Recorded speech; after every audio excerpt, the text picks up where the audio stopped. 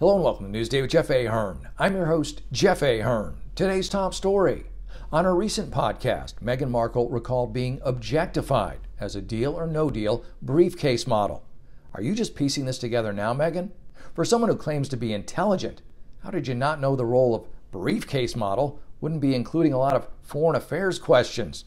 What next, Meghan? The banker on the show didn't work for Chase Manhattan?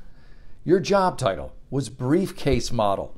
The briefcase got higher billing than you did because out of the two of you, it was the only one necessary for the show. You should thank God every day Howie Mandel was too much of a germaphobe to open those briefcases on his own. That job launched your career. There are people working in factories, and you're complaining about a job where the hardest decision you have to make is whether you want to use one hand or two hands to hold the briefcase. Markle said she quit after feeling forced to be all looks and little substance. Forced? You auditioned for the job, attended callbacks. You probably even bugged your agent to see if you got it. I'm confused, Meghan. Did your briefcase have money in it or just self-pity? Markle said she had pursued coursework in international relations and missed being valued specifically for her brain. Oh, Meghan, this is just going to break your heart, but Harry didn't marry you because of your international relations degree. And he definitely didn't marry you for your brain.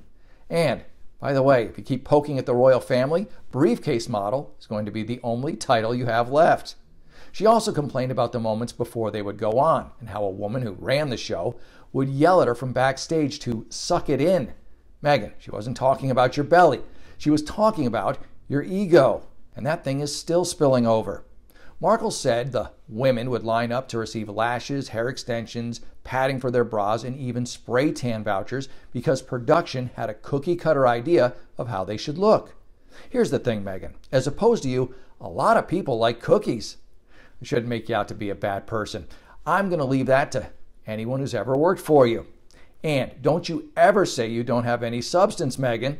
Unfortunately, yours is along the lines of battery acid, and it eats through whatever container it's kept in. Like, say, the royal family.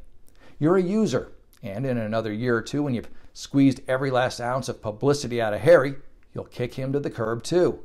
You have already turned him from a prince to a baggage handler, though all of it is yours.